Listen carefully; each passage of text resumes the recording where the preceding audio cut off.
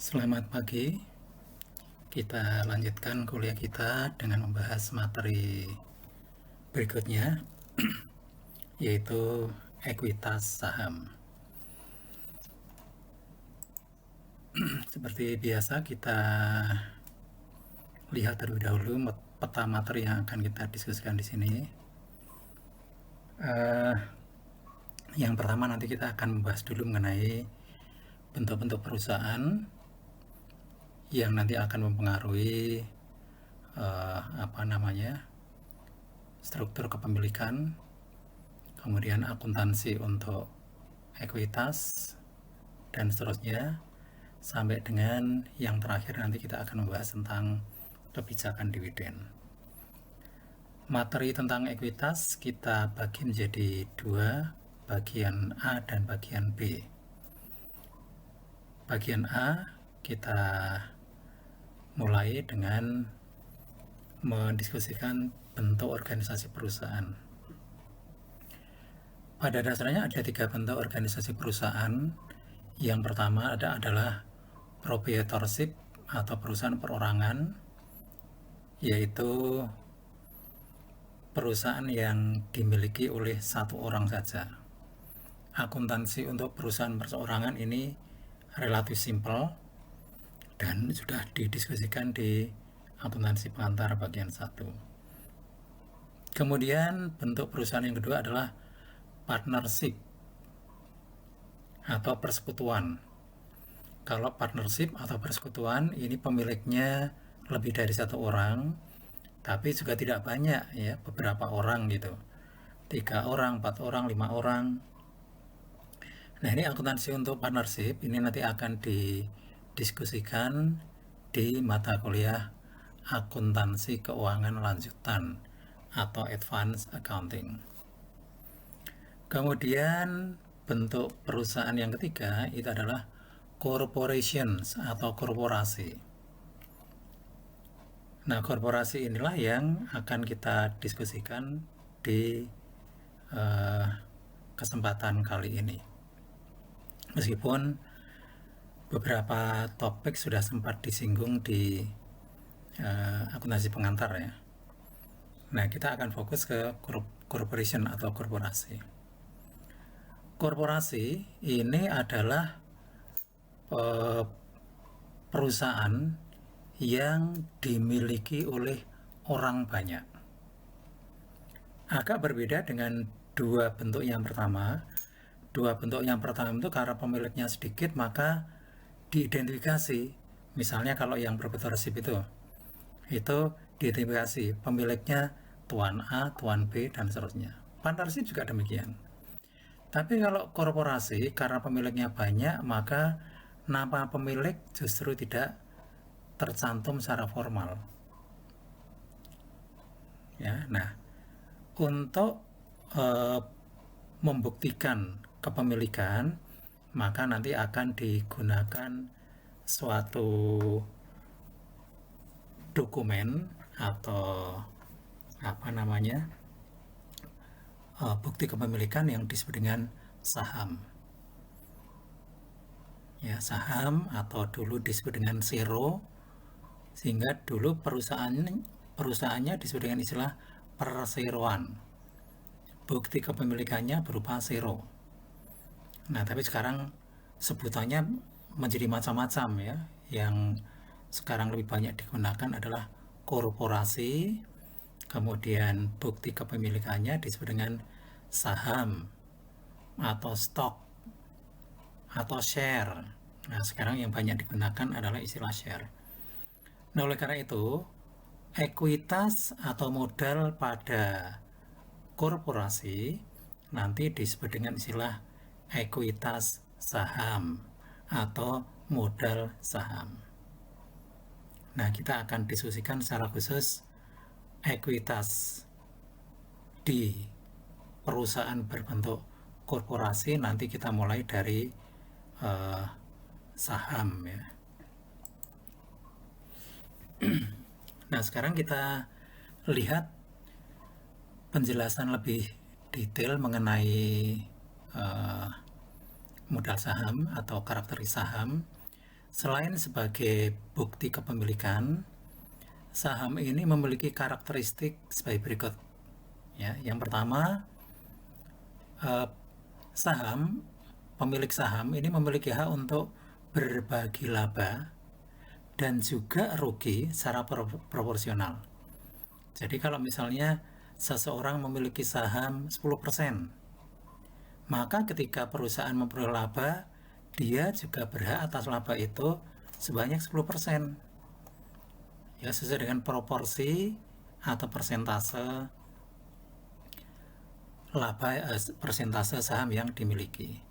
Demikian pula kalau rugi, ya kalau rugi dan harus ditanggung ya itu sama proporsi rugi yang harus ditanggung. Kemudian yang kedua, untuk berbagi manajemen secara proporsional.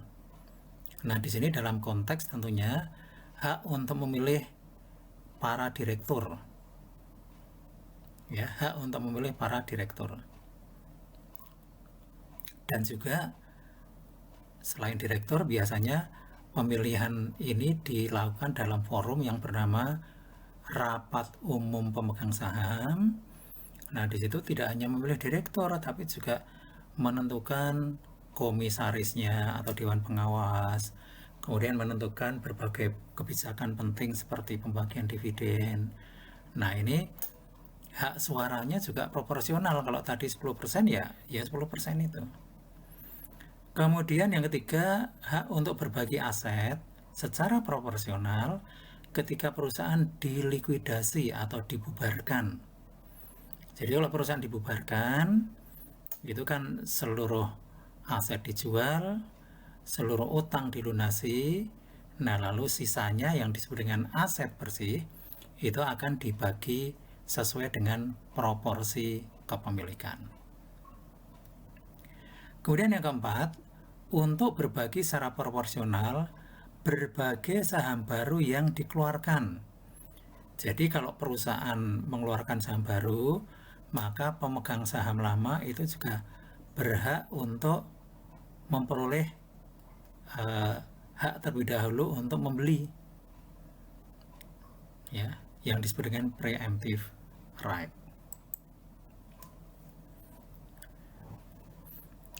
Nah, kita lihat penjelasan berikutnya yang terkait dengan kepemilikan saham, ya.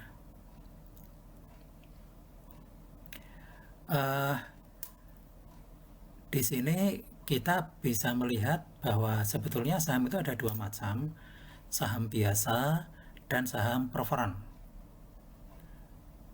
Nah, saham yang memiliki hak seperti tadi saya uraikan, ya, termasuk di sini menanggung risiko kerugian, menerima manfaat keberhasilan, dan seterusnya, tidak dijamin memperoleh dividen atau aset ketika dilikuidasi, itu berlaku untuk saham biasa. Jadi sekali lagi ada perbedaan.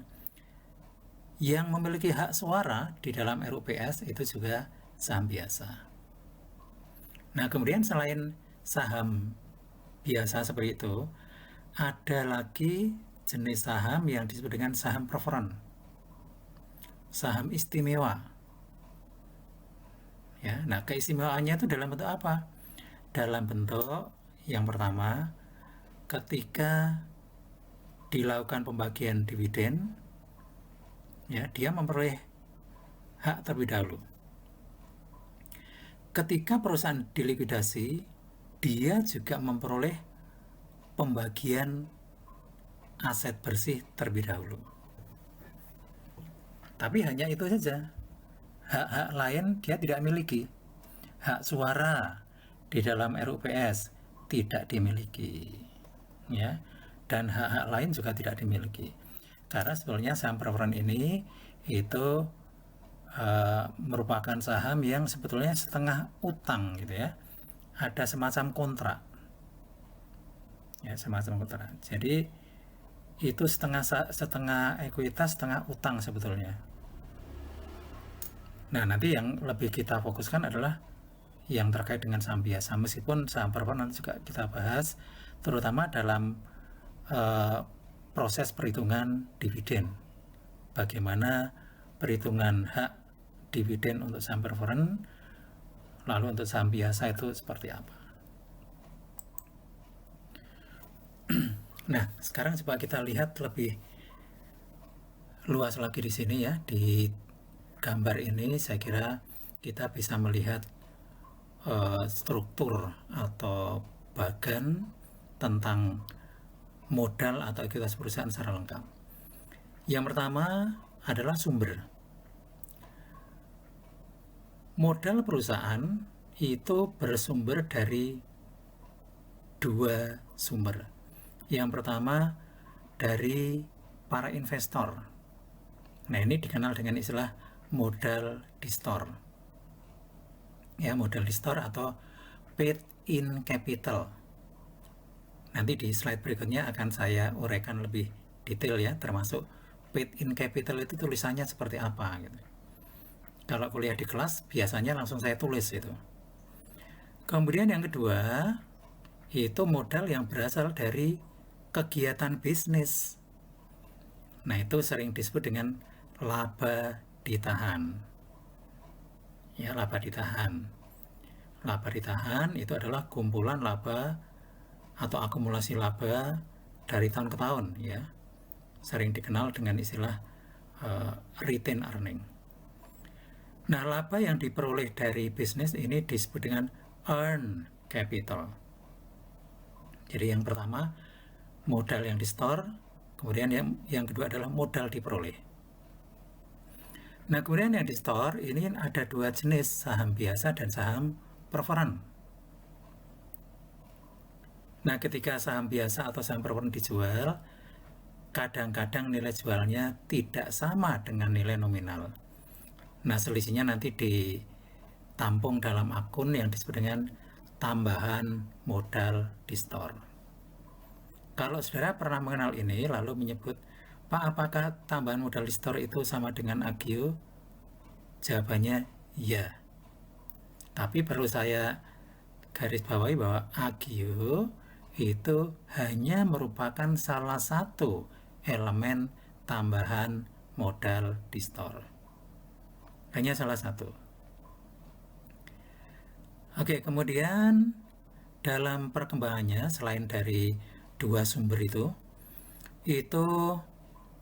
kadang-kadang perusahaan melakukan penarikan saham yang beredar. Jadi saham yang sudah dijual beredar di masyarakat, kemudian perusahaan punya kebijakan untuk mengurangi saham yang beredar di masyarakat.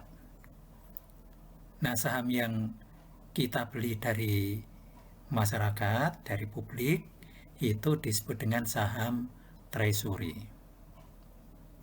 Nah, saham treasury itu nanti di laporan posisi keuangan masuk dalam kelompok ekuitas. Biasanya dilaporkan paling bawah dan bersifat mengurangi. Nah, saham treasury nanti bisa dijual kembali kalau diperlukan. Atau bisa juga dinyatakan dihentikan dari peredaran. Nah, nanti kita juga akan membahas secara khusus tentang saham treasury. Oke, untuk melengkapi penjelasan gambar tadi, di sini saya cantumkan beberapa terminologi yang terkait. Yang pertama istilah paid in capital, itu artinya modal di store. Nah, ini perlu saya tuliskan supaya nanti kalau saudara membaca bukunya Kiso, ketemu dengan soal itu saudara tidak bingung dengan istilah paid in capital.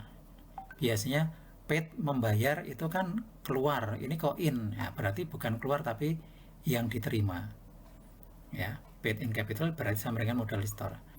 Kemudian ini hanya salah satu jenis capital ya atau ekuitas. Yang kedua adalah earn capital.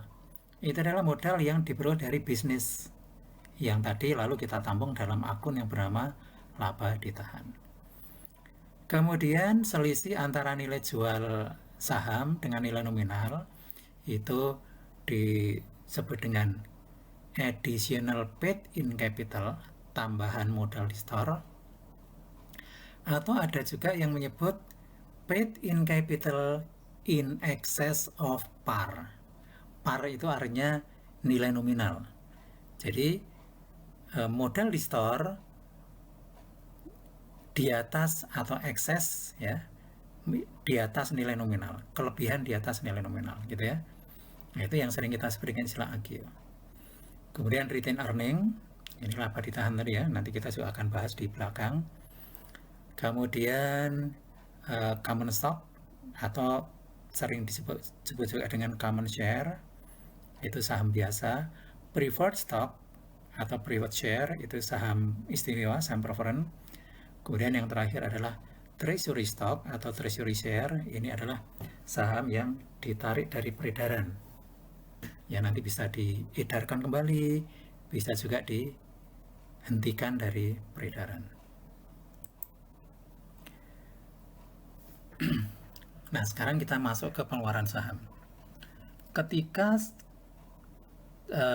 perusahaan memutuskan untuk mengeluarkan saham, biasanya ini juga diputuskan melalui rapat umum pemegang saham. Nanti ada beberapa terminologi yang kadang-kadang kalau tidak dijelaskan, diasumsikan saudara ngerti, ternyata nggak ngerti itu. Yang pertama adalah saham diotorisasi. Saham diotorisasi itu adalah jumlah saham yang telah disetujui untuk dikeluarkan, tapi belum dikeluarkan. Ada yang menyebut dengan istilah saham dalam portefel. Ya, kadang-kadang begitu ya. Ini diotorisasi itu artinya disetujui. Siapa yang menyetujui? Yang menyetujui adalah ROPS. Sudah disetujui, kemudian kalau sudah disetujui ya sudah, misalnya disetujui tahun depan akan dikeluarkan 20 juta lembar saham. Ya, dari si akuntansi, kalau ada transaksi seperti ini tidak dicatat. Ya, karena belum ada sesuatu yang kita serahkan dan belum ada sesuatu yang kita terima. Nah, kemudian istilah saham dijual atau saham dikeluarkan itu sama.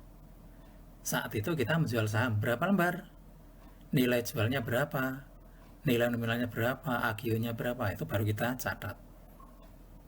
Nah, dalam kaitannya dengan pengeluaran saham, ini persoalan akuntansi yang nanti akan kita diskusikan adalah yang pertama adalah saham bernilai nominal.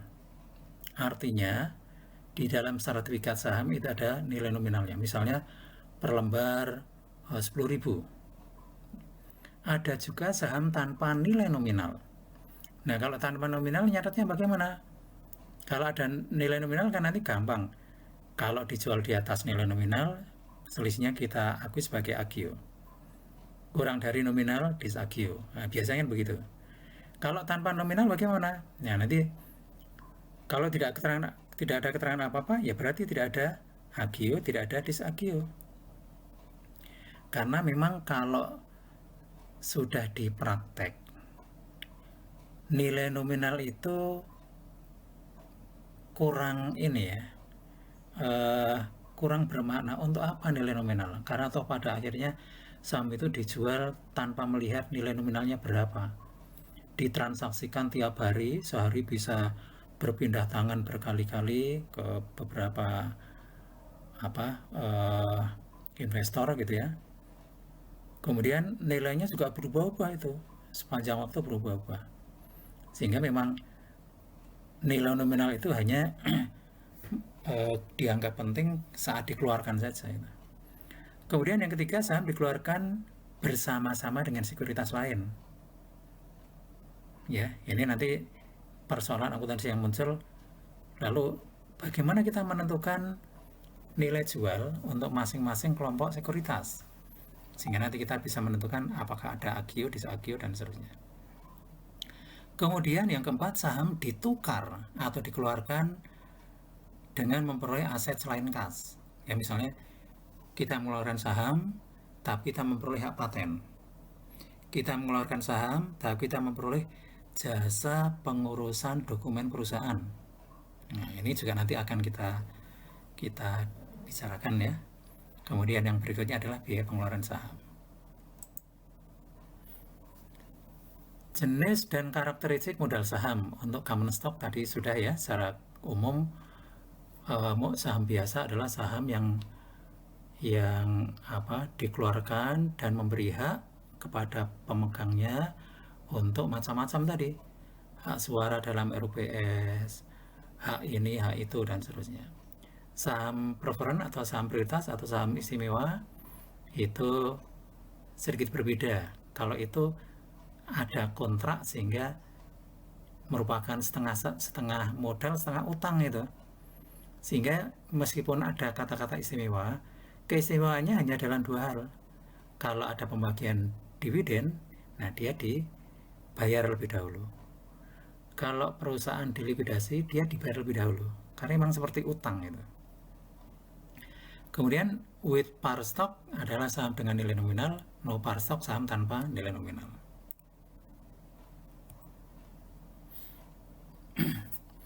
Oke, sekarang kita masuk ke pengeluaran saham untuk setiap jenis ya. Yang pertama, saham dengan nilai nominal, jika dikeluarkan akan dicatat sebesar nilai nominal. Selisih antara nilai nominal dengan nilai jual nanti disebut dengan agio atau premi, atau tadi kita sebut dengan paid in capital in excess of par, atau additional paid in capital. Nah, kalau di bawah berarti disebut dengan disagio atau diskon.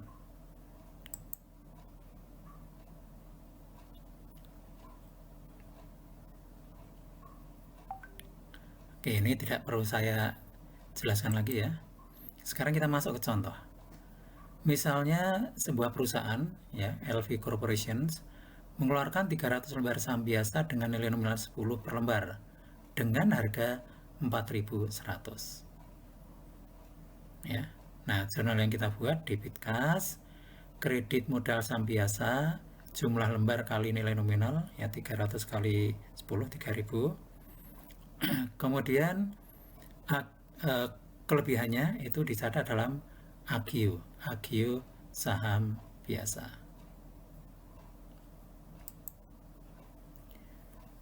Nah, kemudian ini saham tanpa nominal.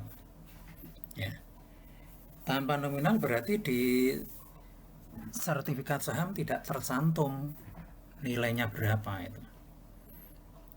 Nah, tapi di beberapa negara itu pemerintahnya mengharuskan atau otoritas keuangannya mengharuskan saham jenis ini tetap harus memiliki nilai pasti atau stated value.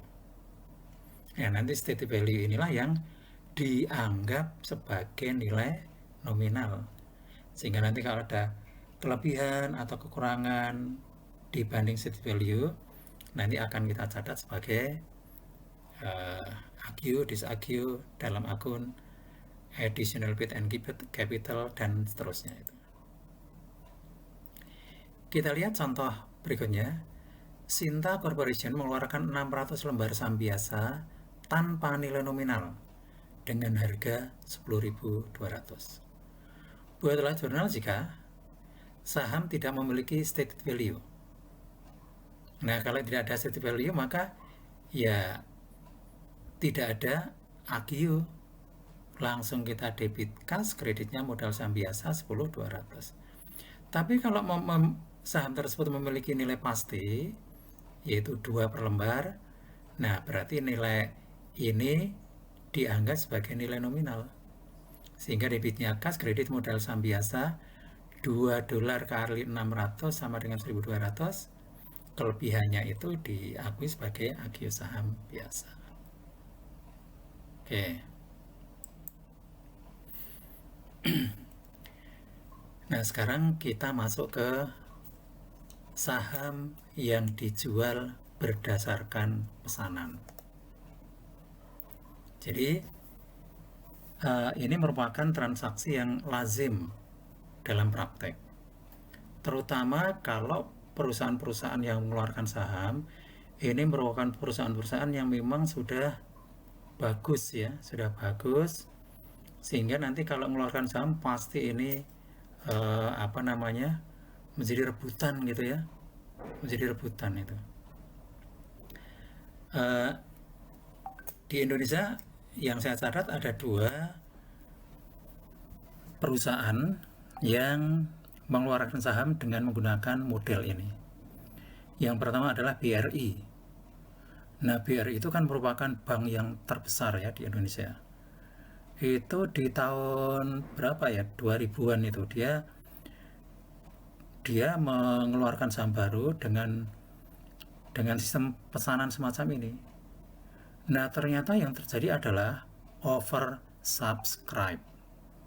Yang memesan dengan yang ditawarkan itu lebih banyak pesanannya itu. Ini yang pertama. Kemudian yang kedua masih bank juga, yaitu kalau tidak salah BTN itu juga. Tapi memang BTN tidak sedahsyat BRI ya. Tapi apa yang saya ceritakan ini untuk memberikan gambaran bahwa praktik penjualan saham dengan pesanan ini merupakan praktik yang lazim, bahkan di lingkungan kita juga sudah terjadi. Oke, informasi lebih detail kalau saudara tertarik ya silahkan cari di internet ya, itu nanti akan banyak informasi terkait dengan itu. Oke, sekarang kita masuk ke diskusi akuntansinya. Kalau saham dijual menggunakan sistem pesanan atau subscription, maka di sini ada dua akun tambahan, yaitu piutang pesanan saham atau subscription receivable, dan yang kedua adalah saham biasa, itu kalau yang kita jual saham biasa ya, atau saham prioritas yang telah dipesan, common or preferred stock subscribe. Tapi nanti saya hanya akan menggunakan akun yang simple ya, bukan, tidak perlu ditulis lengkap saham biasa yang telah dipesan ya, nanti cukup kita singkat saham biasa dipesan maksudnya itu. Gitu ya. Oke, kita lihat contohnya. Misalnya pada tanggal 20 Januari 2021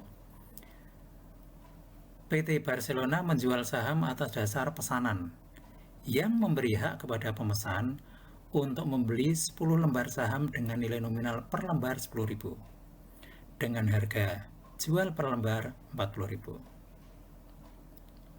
Sebanyak 50 orang memesan dan setuju membayar uang muka 50%. Sisanya akan dilunasi pada akhir bulan ke-6. Oke, kita lihat transaksinya, pencatatannya ya. Pada tanggal terjadinya transaksi, yaitu tanggal 20 Januari, kita akan mencatat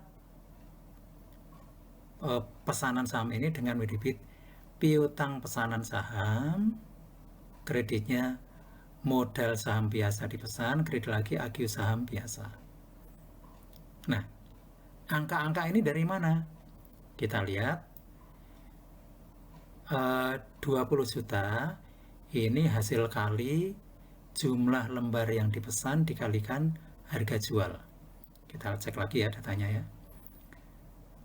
Nah, di sini harga jualnya 40.000. Kemudian jumlah lembar yang dipesan berapa? Setiap orang kan 10 lembar. Kalau yang pesan 50 orang berarti 500 lembar. 500 lembar kali 40.000 ya. Nah, ini nilai jualnya. Nilai jualnya. Nah, kemudian di uang muka yang disetorkan itu kan separuhnya 50%. Nah, jadi ketemu angka berapa tadi? 20 juta. Ya. Nah, kemudian nilai nominal ya.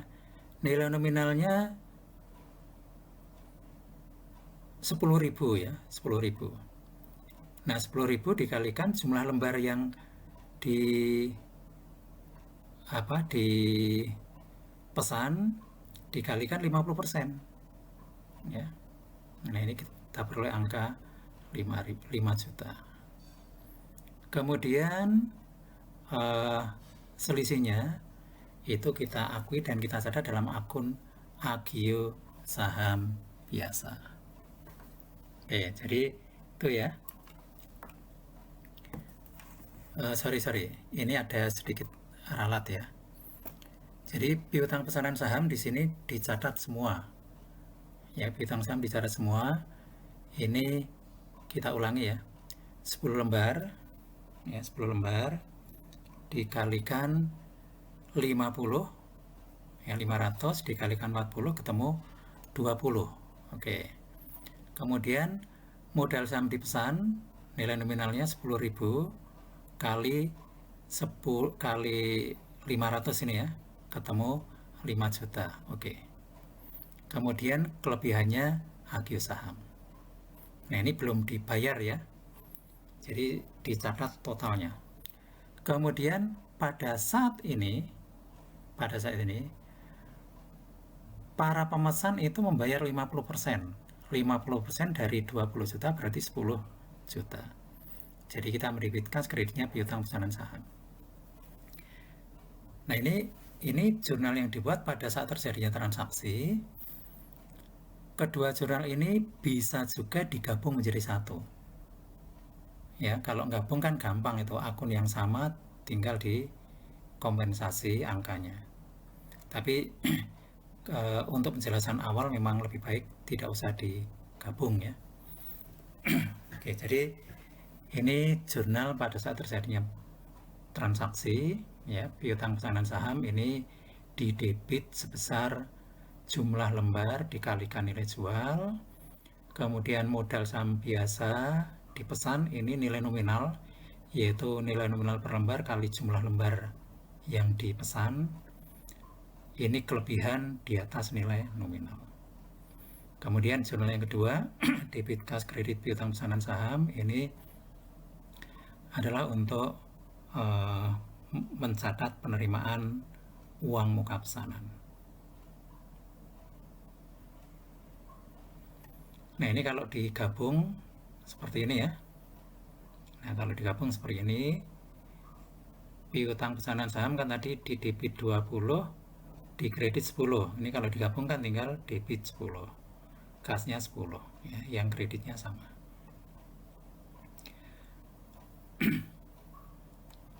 Nah, 6 bulan kemudian, para pemesan ini melunasi kekurangannya, yaitu tadi sudah bayar 50% atau 10 juta ya.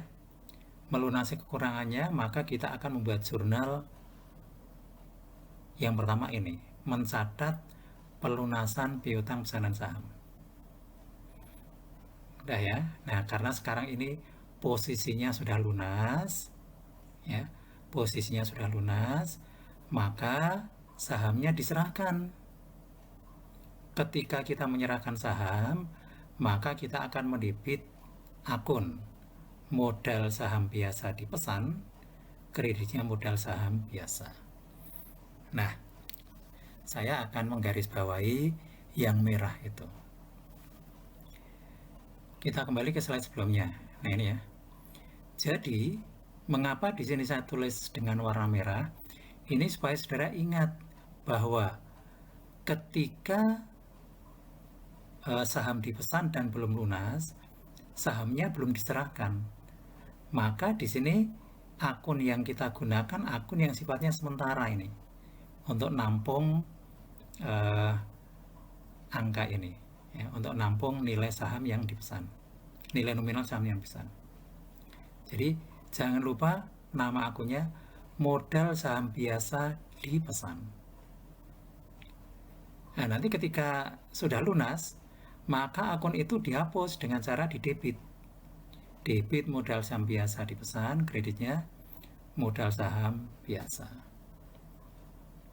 Oke, clear ya. Nah, sekarang persoalan muncul kalau setelah memesan saham itu ada pembatalan. Nah, pembatalan ini akan punya beberapa perlakuan, terutama terhadap uang muka pesanan saham.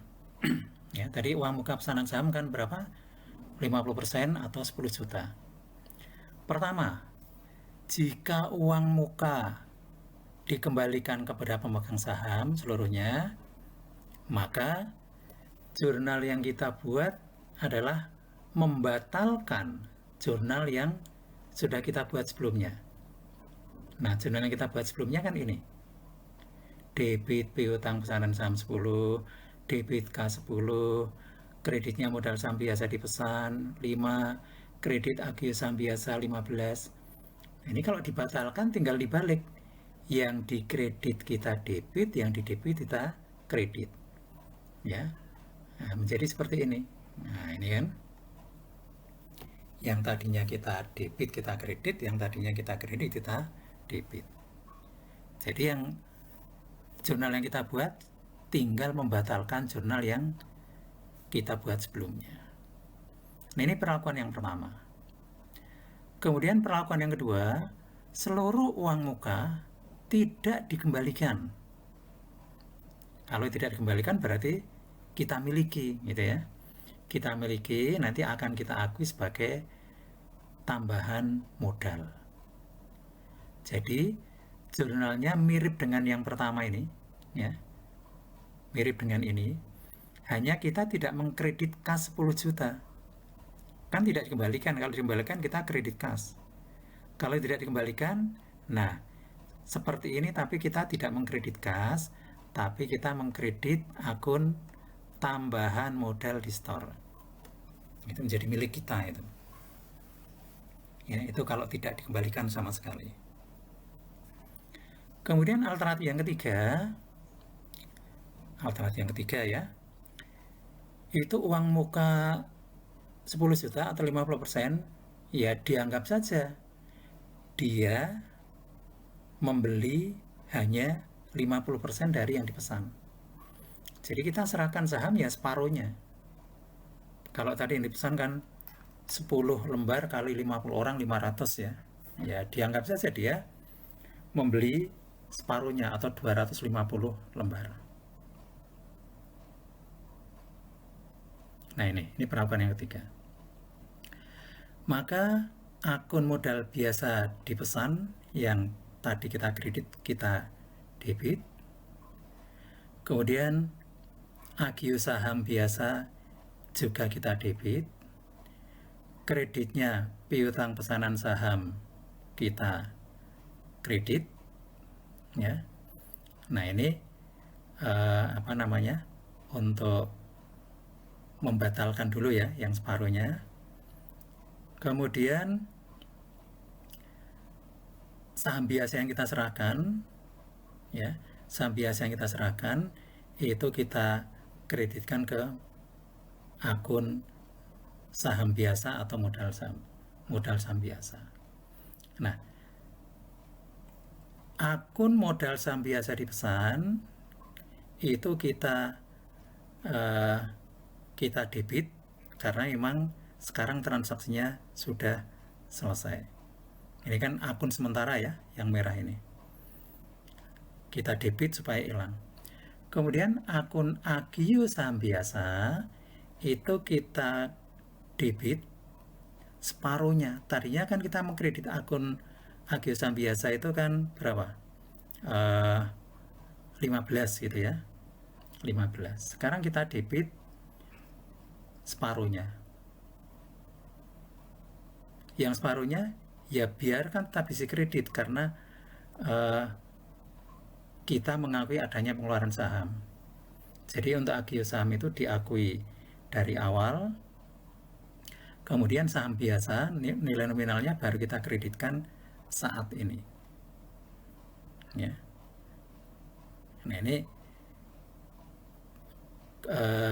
jurnal yang kita buat seperti ini. Kalau seluruh uang muka tidak dikembalikan, tapi diakui sebagai hasil pengeluaran saham dalam jumlah proporsional. Jadi saham yang dikeluarkan hanya separuh dari yang dipesan, ya, karena memang uang yang sudah diserahkan baru separuhnya itu.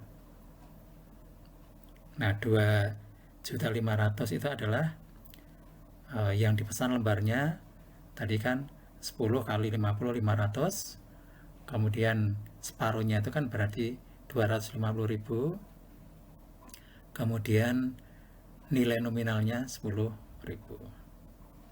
ya. Nah kemudian yang paling rumit adalah yang keempat ini ya. Sebagian uang muka dikembalikan setelah dikurangi dengan jumlah tertentu. Jumlah tertentu itu berupa apa? Jumlah tertentu itu adalah berupa kerugian akibat pembatalan ini, kemudian terpaksa kita menjual ke pihak lain. Nah, jadi memang sangat tergantung pada hasil penjualannya seperti apa. Karena dibatalkan, maka kita terpaksa menjual ke pihak lain.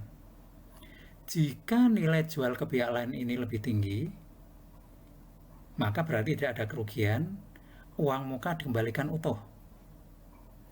Tapi kalau kita jual ke pihak lain ada rugi, maka yang nanggung rugi adalah pemesan kita. Ya, para calon investor yang memesan itu yang harus nanggung. Nah, nanti setelah dikurangi dengan kerugian itu, barulah uang muka itu dikembalikan. Oke. Jurnal yang pertama dibuat itu adalah membatalkan pesanan awal, ya. Debit modal saham biasa dipesan 5 juta, debit agio saham biasa 15 juta, kreditnya piutang pesanan saham 10 juta. Nah, kemudian yang 10 juta kasnya itu belum kita serahkan, tapi sementara kita tampung dalam akun yang bernama utang kepada pemesan. Jadi statusnya utang, karena kita sudah menerima sesuatu dan kita belum menyerahkan. Udah ya. Sementara ini, kemudian setelah itu saham yang pemesanannya dibatalkan kita jual, ya. Kita jual, misalnya laku dengan harga per lembar 35.000, ya. Jurnalnya debit cash 17.500, ya, yaitu 35.000 kali 500 lembar. Kemudian berarti kan kita mengalami semacam rugi dalam tanda petik, ya. Tadi kalau tidak dibatalkan kan kita menerima kas harusnya 20 juta, ya. Gara-gara dibatalkan maka uang yang kita terima tinggal 17,5, maka kita rugi 2.500.000. Nah, rugi ini dibebankan ke pemesan. Caranya yaitu dengan mengurangi utang kepada pemesan, ya, mengurangi utang kepada pemesan 2.500.000.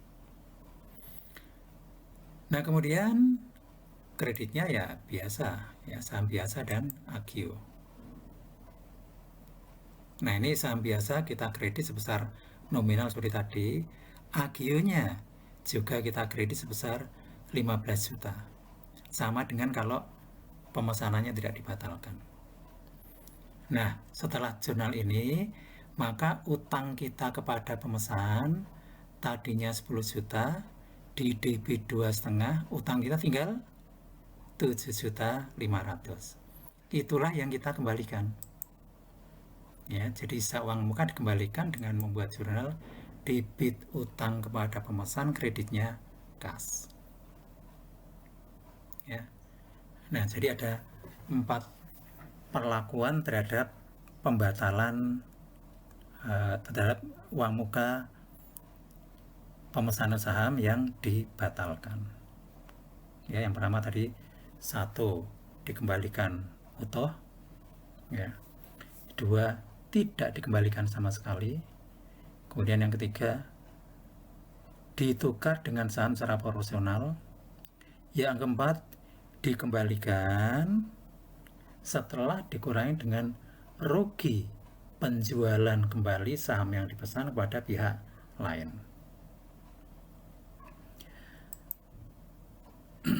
Oke, sekarang kita masuk ke pengeluaran saham apabila dilakukan bersama-sama dengan sekuritas lain. Yang dimaksud dengan sekuritas lain di sini adalah sebetulnya sama-sama saham, yaitu bersama-sama dengan saham preference, ya, saham istimewa. Kalau saham dijual secara kolektif dengan paket semacam ini, ya, biasanya harganya lebih murah. Biasanya itu. Nah, karena harganya merupakan harga kolektif, maka nanti tugas kita adalah memisahkan berapa yang merupakan nilai jual saham biasa, berapa yang merupakan nilai jual saham preferred. Nah, untuk mengalokasikan atau membagi nilai jual saham kolektif ini, kita akan menggunakan dua metode, yaitu metode proporsional dan inkremental. Proporsional itu yang menggunakan perbandingan jumlah modal ya. Kalau inkremental itu digunakan dalam kondisi khusus. Oke, kita lihat ya. Misalnya Prima Corporations, ya Prima Corporations itu mengeluarkan 300 lembar saham biasa dengan nominal 10 dolar dan 100 lembar saham preferred dengan nilai nominal 50 dolar secara lump sum. Lump sum itu gabungan atau kolektif. Nah, total nilai jual kedua saham ini adalah 14.200. Saat itu, saham biasa memiliki nilai pasar 20 per lembar dan saham preferred memiliki nilai pasar 90 per lembar. Nah, sekarang tugas kita yang pertama sebelum membuat jurnal adalah membagi 14.200 ini berapa yang merupakan nilai jual saham biasa dan berapa yang merupakan nilai jual saham preferred. Ya. Nah, kita bisa menggunakan salah satu dari dua metode, proporsional dan inkremental. Kalau kita akan menggunakan metode proporsional, syaratnya adalah kita memiliki data tentang nilai pasar kedua sekuritas. Kebetulan di sini nilai pasarnya ada semua ya, sehingga kita bisa menggunakan metode proporsional. Caranya bagaimana? Kita bisa melihat pada tabel di bawah ini.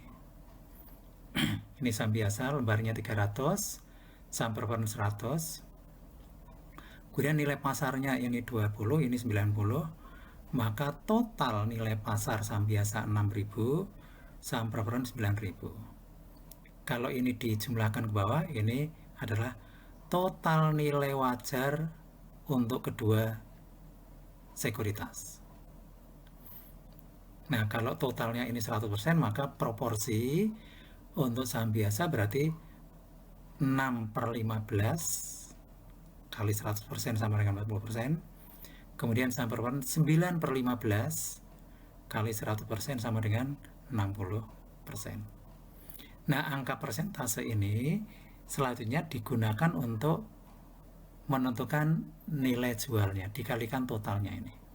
Jadi, nilai jual saham biasa adalah 40% dari angka ini ya, yang di atas ini, kali 14.200 sama dengan 5.680. Saham preferred 60% kali 14.200 sama dengan 8.520. Nah, kalau sudah ketemu seperti itu, kita tinggal membuat jurnal.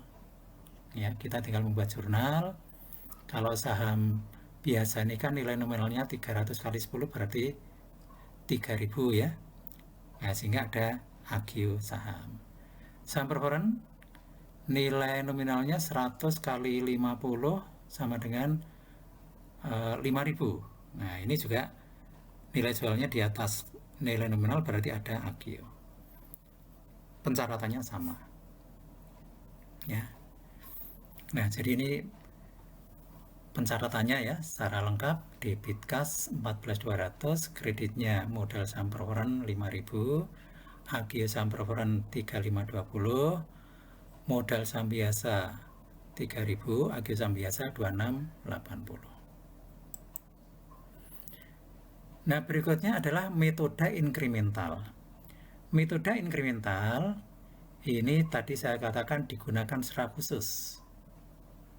Nah, kekhususannya di mana? Kekhususannya adalah metode ini digunakan apabila informasi tentang nilai wajar kedua sekuritas itu tidak diketahui secara lengkap.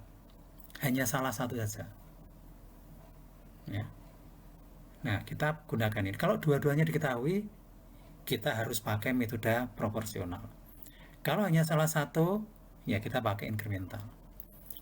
Nah, kita lihat data di atas ya. Dengan menggunakan data yang sama, ini ternyata saham biasa memiliki nilai wajar 20 per lembar, sedangkan saham perform tidak diketahui. Nah, lalu implementasi metode incremental bagaimana? Sama seperti tadi, saham biasa 300, nilai wajarnya 20, maka totalnya 6.000.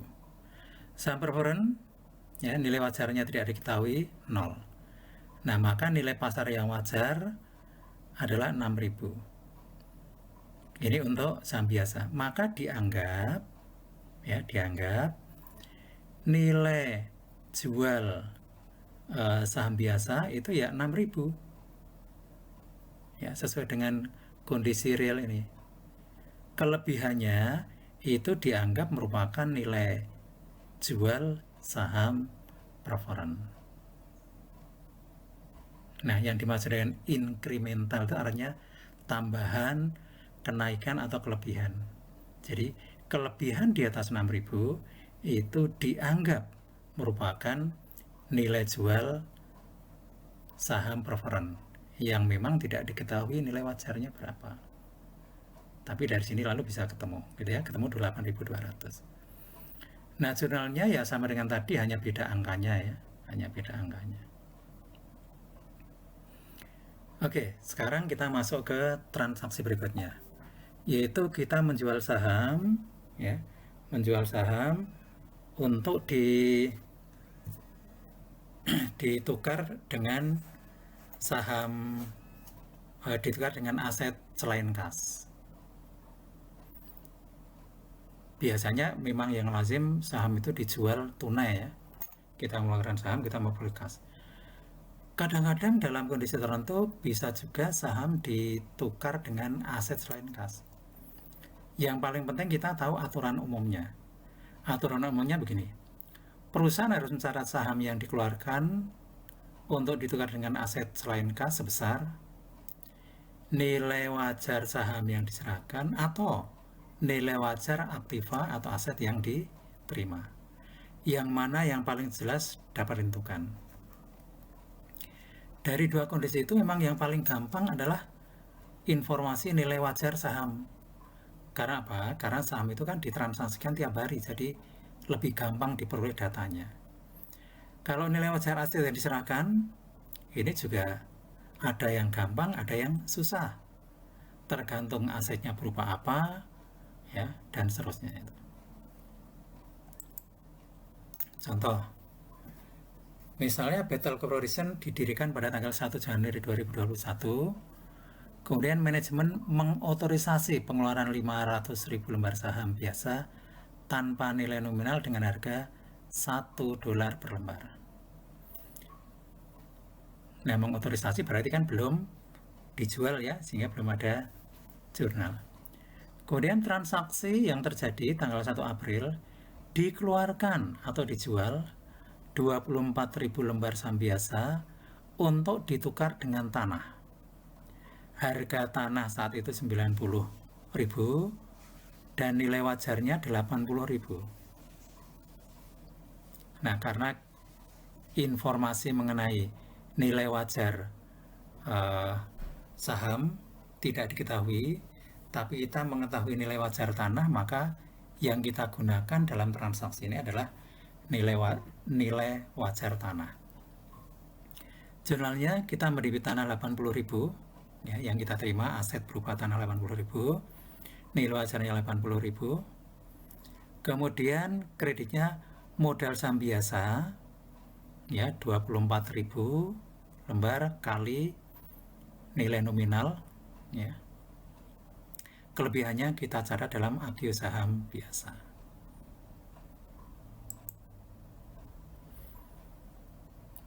Yang kedua, kali ini juga dikeluarkan lagi 10.000 lembar saham biasa untuk diserahkan kepada notaris guna membayar jasa pembuatan akte pendirian perusahaan sebesar 50.000. Nah, nilai jual saham tidak diketahui, tapi nilai jasanya diketahui, yaitu 50.000. Maka itu yang kita catat. Nah, debitnya apa? Nanti saya jelaskan ya. Debitnya adalah biaya organisasi 50.000. Kemudian kredit lagi modal saham biasa 10.000 sesuai dengan nilai nominal. Kemudian agio saham biasa 40.000. Nah, kenapa akun yang didebit adalah biaya organisasi atau organization cost? Lalu itu masuk ke apa? Nah, begini. Biaya organisasi itu adalah aset. Ya. Jadi biaya organisasi itu adalah aset yang sering disebut dengan istilah deferred charges, beban yang ditunda. Ditunda apanya? Ditunda pelaporannya di dalam laporan laba rugi. Ini nanti masuk kelompok aset lain-lain.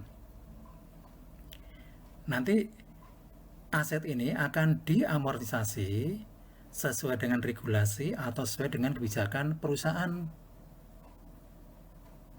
Ya, jadi ini juga aset ini. Aset yang terkait dengan pendirian perusahaan namanya organization cost atau biaya organisasi. Gitu ya. Ini memang jarang terjadi transaksi semacam ini dan jarang dibicarakan. Berikutnya masih transaksi untuk ditukar dengan aset selain kas. Kali ini ditukar dengan hak paten. Dikeluarkan 10.000 lembar saham dengan nilai nominal 20.000 untuk ditukar dengan hak paten. Jika nilai wajar hak paten tidak diketahui, tapi nilai wajar saham diketahui 280 juta, nah maka nilai transaksinya kita anggap 280 juta.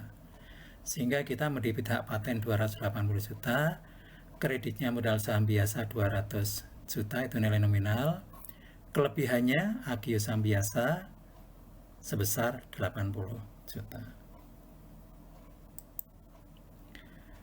Nah, apabila nilai wajar saham tidak diketahui, tapi yang diketahui adalah nilai wajar hak paten, maka nilai transaksinya ya kita anggap sebesar nilai wajar yang diketahui, yaitu 300 juta. Jadi jurnalnya debit hak paten, kreditnya modal saham biasa 200, kelebihannya agio saham biasa. Nah, kemudian kalau dua-duanya tidak diketahui, tapi kemudian kita mempekerjakan seorang appraiser atau penilai, dan penilai ini bisa memberikan penilaian terhadap hak paten, ternyata saat ini memiliki nilai wajar 250 juta, ya, maka ini yang kita anggap sebagai nilai transaksi. Debit hak paten 250 juta, kreditnya modal saham biasa, nilai nominal ya, kelebihannya 50 juta kita catat dalam agio saham biasa. Oke, untuk transaksi pengeluaran saham ini saya kira sudah cukup ya. Sekarang kita masuk ke pungutan tambahan kepada pemegang saham atau assessment on stock. Ini merupakan penerimaan kas dari pemegang saham tanpa mengeluarkan saham baru.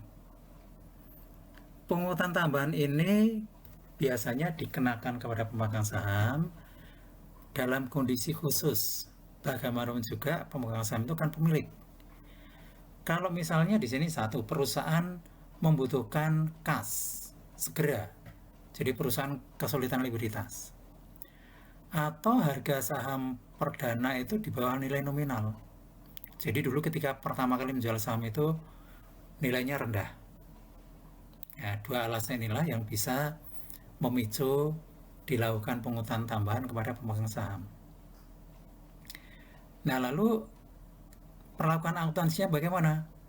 Pungutan tambahan ini nanti akan mempengaruhi jumlah modal saham, jumlah tambahan modal di store atau paid in capital yang ada.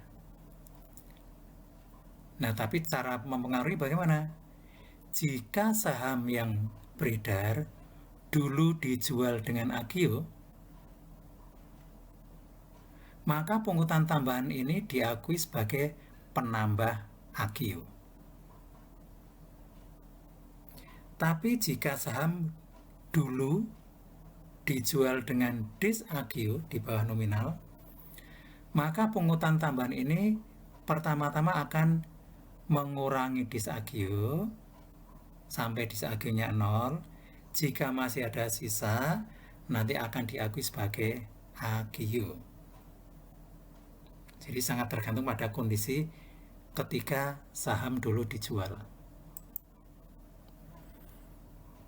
Kita lihat contoh ya, misalnya pada tanggal 1 Februari dikeluarkan 30 lembar saham biasa bernilai nominal 1.000 dengan harga perdana 900. Nah, di bawah ya, berarti ada dis agio. Jurnalnya debit cash, debit lagi dis agio saham biasa 3 juta, kreditnya modal saham biasa. Nah, saya ingin mengelaborasi dis agio ya. Dis agio atau selisih antara nilai nominal dan nilai jual ini bisa dicatat dalam akun tersendiri namanya dis agio. Bisa juga dicatat dalam satu akun namanya akun agio, tapi dicatat di sisi debit. Bisa juga begitu. Jadi kalau agio itu bersaldo debit, artinya di situ adalah dis agio. Kalau bersaldo kredit, artinya ya agio. Jadi ada dua cara ya. Bisa menyelenggarakan akun tersendiri, bisa juga menggunakan satu akun untuk dis agio dan agio. Oke, nah di sini supaya gampang mencerna, saya menggunakan akun tersendiri namanya dis agio. Kemudian tanggal 1 Juni dikeluarkan 10.000 lembar saham prioritas dengan nominal 1.000 dengan harga perdana juga 950. Ini juga ada dis agio ya. Nah, kemudian tanggal 1 Januari ya tahun berikutnya perusahaan melakukan pungutan kas kepada pemegang saham biasa sebesar 100 per lembar. Nah, karena dulu saham dikeluarkan dengan dis agio, maka yang 100 ini ngurangi dis agio dulu, kalau ada kelebihannya baru masuk ke agio.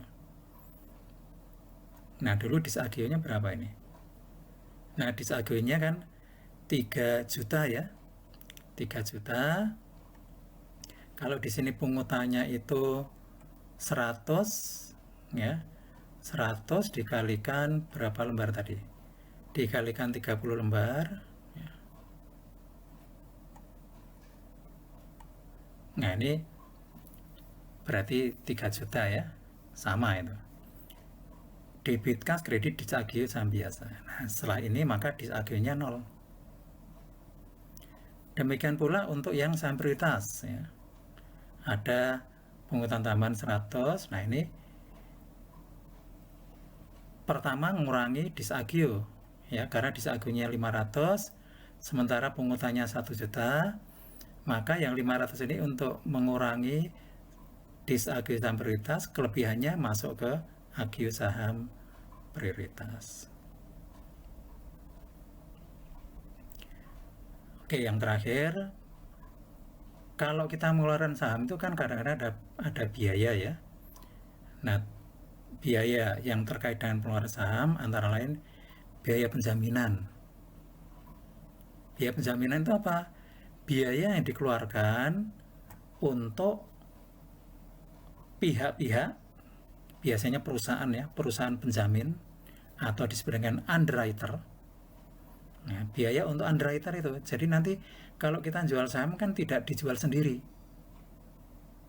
Tidak seperti kalau kita jual aset dijual sendiri. Kalau ini kita jualnya harus ada perusahaan penjamin atau underwriter. Nah, di pasar modal kan banyak itu underwriter itu. Nah, fee yang kita berikan kepada underwriter itulah yang disebut dengan biaya penjaminan. Nah, penjamin atau underwriter itu tidak hanya membantu menjualkan. Bahkan kalau ada yang tidak terjual, dia bertanggung jawab sampai terjual semuanya. Kalau perlu sisanya underwriter yang membeli. Kemudian yang kedua, biaya akuntansi dan biaya notaris ya, untuk para akuntan yang di situ terlibat dan notaris untuk aspek legal, kemudian biaya pencetakan, ya pencetakan saham dan seterusnya, pajak kalau ada. Nah, ini semua biaya-biaya nanti akan diperlakukan sebagai pengurang kas yang diterima. Kali ini kita akan melanjutkan pembahasan tentang subtopik reakuisisi saham. Yang dimaksud dengan reakuisisi saham itu artinya perusahaan membeli kembali saham yang sekarang beredar. Nah, saham yang dibeli kembali nanti dikenal dengan istilah saham treasury. Ya, jadi saham treasury. Sekarang kita lihat terlebih dahulu tujuan perusahaan melakukan reakuisisi saham itu apa saja. Yang pertama adalah untuk efisiensi pajak dari transaksi pembagian dividen ke pemegang saham. Jadi pembagian dividen kan juga kena pajak. Nah, untuk melakukan efisiensi pajak, maka jumlah dividen yang dibagi juga dikurangi. Salah satu caranya adalah dengan mengurangi jumlah lembar saham yang beredar. Kemudian juga untuk meningkatkan angka EPS. Ya, saudara pasti tahu EPS adalah earning per share atau laba per saham. Menghitung laba per saham adalah laba bersih dibagi dengan saham yang beredar. Nah, kalau saham yang beredar berkurang, berarti penyebutnya berkurang, maka angka EPS akan meningkat. Sama halnya, angka yang kedua adalah return on earning. Return on equity, maaf. Return on equity. Nah, return on equity itu cara ngitungnya adalah laba bersih dibagi dengan ekuitas. Nah, kalau ekuitasnya itu turun, ya, maka angka ROE-nya, return on equity, itu juga akan meningkat. Nah, peningkatan angka ROE ini juga dibutuhkan oleh perusahaan, sama halnya dengan EPS ini. Kalau angka EPS tinggi, angka ROE juga tinggi, ini pada akhirnya akan meningkatkan reputasi perusahaan dan juga nanti akan berdampak pada harga saham perusahaan yang tinggi. Kemudian yang ketiga adalah untuk memberikan saham ke karyawan guna memenuhi kontrak kompensasi saham atau untuk keperluan merger. Jadi saham yang dibeli itu juga bisa dimanfaatkan sebagai kompensasi saham. Artinya nanti akan dibayarkan ke karyawan. Kemudian yang berikutnya adalah untuk mengurangi jumlah pemegang saham. Kemudian dengan berkurangnya jumlah pemegang saham, itu hak suara di dalam RUPS itu juga akan berkurang, sehingga nanti proses pengambilan keputusan di rapat umum pemegang saham juga lebih sederhana. Kemudian yang terakhir adalah untuk menjaga stabilitas harga saham di bursa efek. Nah, ini memang saling berkaitan ya, tadi sudah saya singgung. Dengan naiknya angka EPS dan ROE ini akan meningkatkan reputasi, dan peningkatan reputasi ini minimum akan menstabilkan harga saham. Bahkan seringkali tidak hanya menstabilkan, tapi juga akan meningkatkan harga saham di bursa efek. Oke, sekarang kita masuk ke akuntansinya. Pembelian saham treasury ini dari si akuntansi ada dua metode yang bisa dipakai, yaitu metode cost, ini yang paling banyak dipakai, dan yang kedua metode nilai nominal. Dalam kuliah kita hanya akan membahas metode cost. Metode nilai nominal dulu pernah dibahas juga, tapi kali ini metode nilai nominal itu tidak kita bahas. cukup satu saja, karena memang metode nilai nominal semakin lama itu dianggap tidak praktis, ya, sehingga yang lazim atau yang banyak digunakan adalah metode ACOS. Nah, kemudian sebagai catatan nanti juga akan saya tunjukkan di laporan, saham treasury ini nanti pelaporannya masuk dalam kelompok ekuitas, dilaporkan pada bagian paling bawah dan nanti akan mengurangi. Jadi ini masuk dalam kategori akun kontra, ya, mengurangi angka di atasnya. Oke, sekarang kita lihat penjelasan awal. Ini cukup ringkas, tapi nanti akan kita gunakan sebagai pedoman. Saat dibeli, saham treasury dicatat sebesar cost-nya. Yang dimaksud dengan cost di sini adalah harga beli. Ya, jadi cost itu adalah harga beli. Saat dijual kembali, saham treasury juga dicatat sebesar cost-nya. Jika ada selisih antara nilai jual dan cost, ya, tergantung selisihnya seperti apa, ya. Kalau ada selisih lebih, nanti akan dicatat atau dikreditkan pada akun agio saham treasury. Nah, kalau ada selisih kurang bagaimana? Kalau ada selisih kurang, pertama kita lihat pada akun agio saham treasury.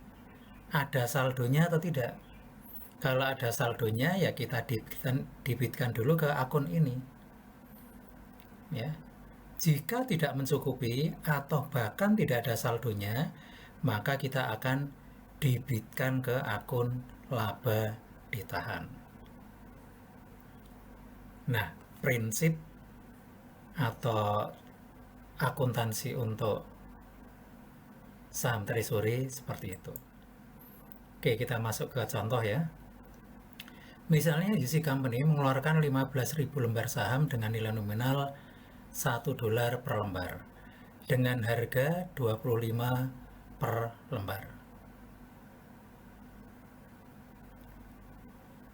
Ya, nah ini bagaimana mencatat saham yang dikeluarkan pertama kali, saya kira tidak perlu kita diskusikan.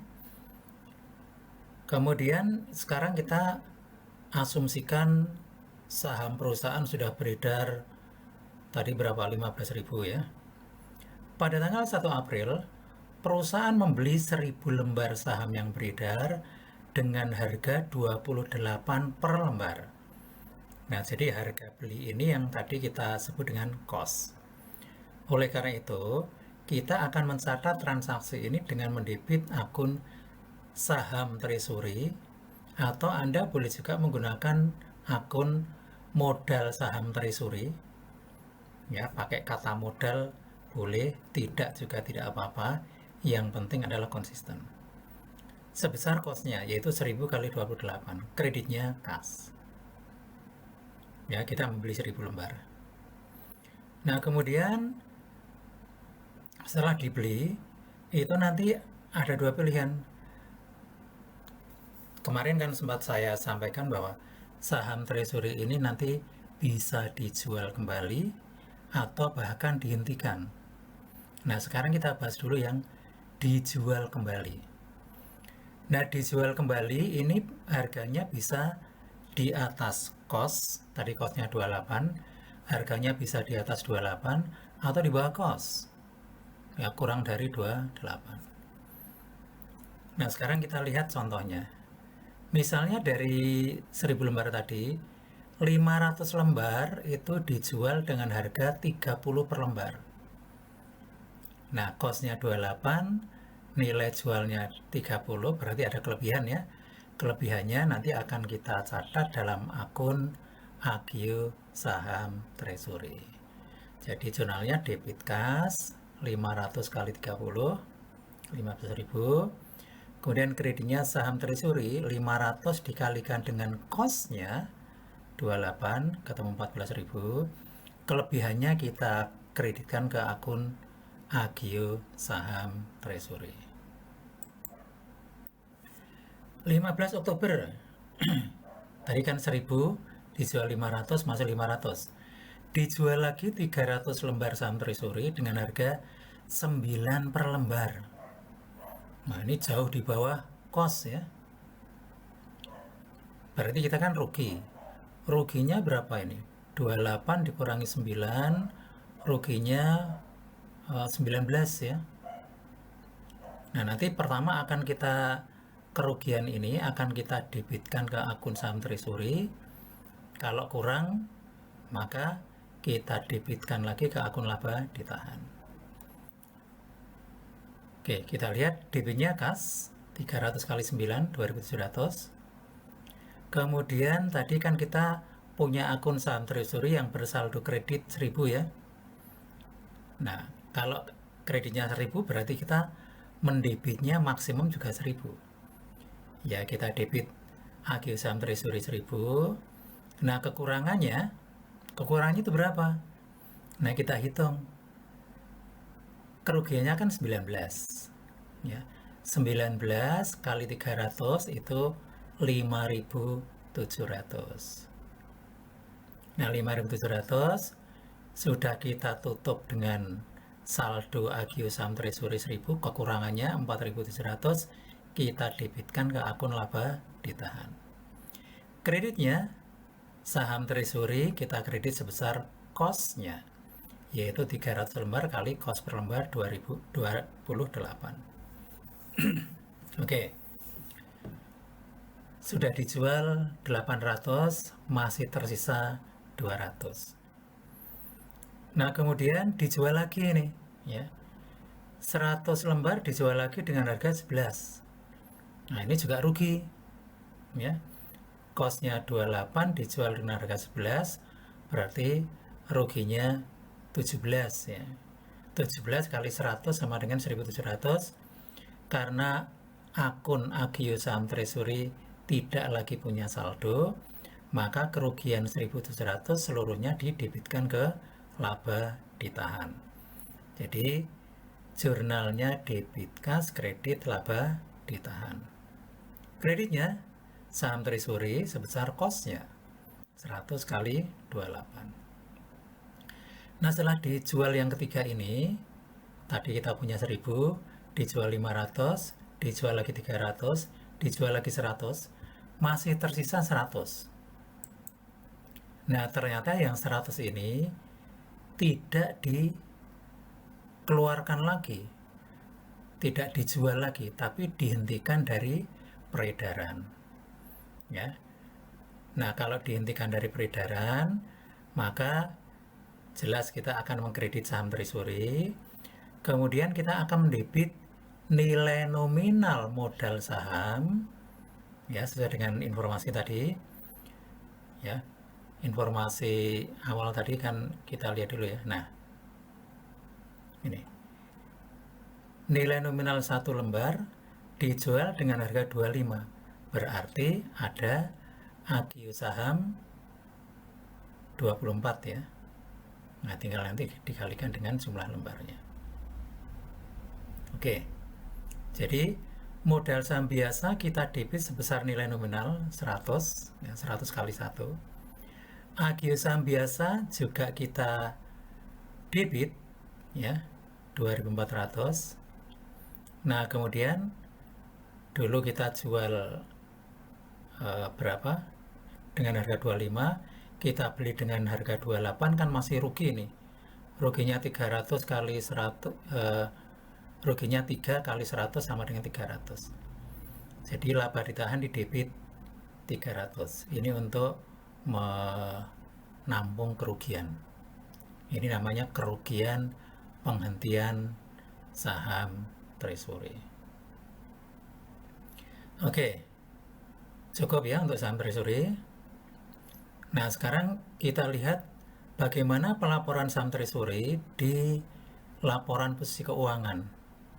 Ini adalah ekuitas saham tanpa saham treasury, jadi hanya ada paid in capital, ya, modal di store, ada saham biasa, ada additional paid in capital. total modal di store ya, sekian, kemudian ada laba ditahan 300. Nah, total ekuitas yang dimiliki 1.300. Nah, kemudian ini adalah struktur modal kalau kita punya saham treasury.